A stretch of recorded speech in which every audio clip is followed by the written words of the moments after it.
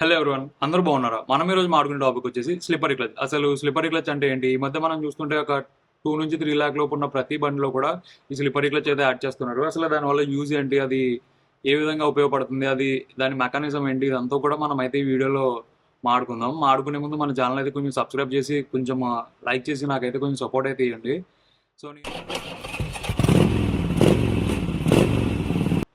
So ఇంకా topic లోకి వెళ్ళిపోతే స్లిప్పరీ క్లచ్ అనేది ఈ మధ్య అయితే మనం ప్రతి బండిలో అయితే చూస్తున్నాము. ఒక 155cc లో కూడా ఇప్పుడు స్లిప్పరీ క్లచ్ అయితే వచ్చింది. ఇంతకు ముందు అయితే ఒక 2 సిలిండర్ 4 సిలిండర్ అంటే ఒక 650 ఆ రేంజ్ దాటిన తర్వాత స్లిప్పరీ క్లచ్ అయితే ఇచ్చేవారు. ఎందుకంటే అవే ఎక్కువ స్పీడ్ వెళ్తాయని. ఇప్పుడు మనం ఏంటంటే ఇప్పుడు 155cc బండి తీసుకున్నా సరే మనం 100 స్పీడ్లో అయితే ఈజీగా వెళ్తున్నాం. సో దానివల్ల కొంచెం సేఫ్టీ పెంచడానికి ఈ స్లిప్పరీ క్లచ్ అయితే యాడ్ చేస్తున్నారు.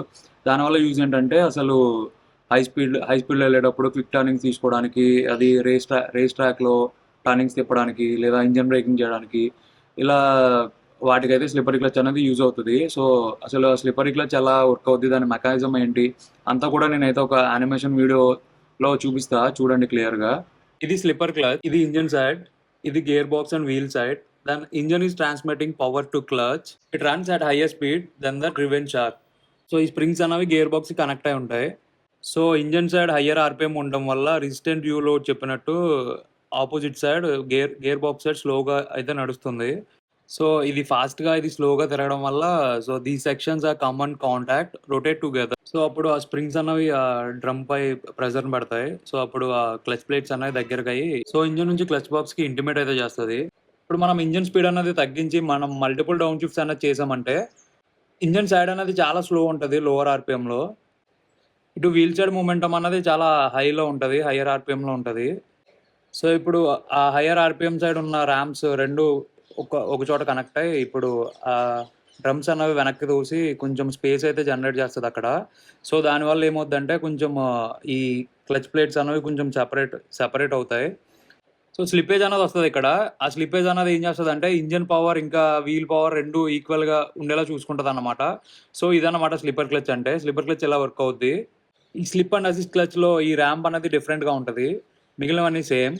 ఈ ఇట్ సైడ్ ఇంజన్ సైడ్ మాత్రం ఆర్పిఎం ఎక్కువ ఉంటుంది, హయ్యర్ ఆర్పిఎంలో ఉంటుంది.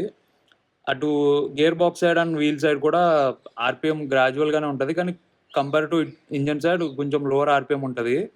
ఈ రెండు ఈ ర్యాంప్ రెండు ర్యాంపులు కూడా ఈజీగా కంబైన్ అయ్యి ఫ్రీగా తిరుగుతాయి. ఈ క్లచ్ ప్లేట్స్ అనేవి దగ్గరగా అయిపోతాయి స్పీడ్గా. సో దానివల్ల ఏమవుద్దంటే ప్రెజర్ ఎక్కువ అవుద్ది. ప్రెజర్ ఎక్కువై ఈ స్పిన్ అన్నది స్పీడ్గా తిరుగుద్ది. అంటే క్లచ్ ప్లేట్స్ స్పీడ్గా ఉంటాయి, ఫ్రిక్షన్ ఎక్కువై. స్లిప్ అండ్ అసిస్ట్ క్లచ్ వల్ల మెయిన్ ఉపయోగం ఏంటంటే లైటర్ స్ప్రింగ్స్ ఉంటాయి, లెస్సర్ స్ప్రింగ్స్ కూడా వాడొచ్చు. ఇలా తక్కువ స్ప్రింగ్స్ ఉండడం వల్ల ఏమవుద్దంటే ఇలా 4 స్ప్రింగ్స్ ఉండే పని కూడా ఈ 2 స్ప్రింగ్సే చేస్తాయి. దానివల్ల ఏమవుద్దంటే మన క్లచ్ అనేది చాలా స్మూత్ ఉంటుంది, చాలా లైట్ వెయిట్ కూడా ఉంటుంది. సో ఈ స్లిప్ అండ్ అసిస్ట్ మెకానిజం వల్ల మనకి యూజ్ ఏంటంటే మనం హై స్పీడ్స్లో వెళ్ళేటప్పుడు కూడా మనం క్విక్ డౌన్ షిఫ్ట్ చేసినప్పుడు మన వీల్ అన్నది లాక్ అవ్వకుండా అయితే ఉంటుంది అన్నమాట. So slip and assist clutch అయితే ఇలా యూజ్ అవుతుంది. సో నేను చెప్పింది అయితే మీకు అర్థమైంది అనుకుంటున్నా. ఇంకా ఏమైనా డౌట్స్ ఉంటే నన్ను కామెంట్స్లో అడగండి, నేనైతే మీకోసం వీడియో చేయడానికి ట్రై చేస్తా. Thank you.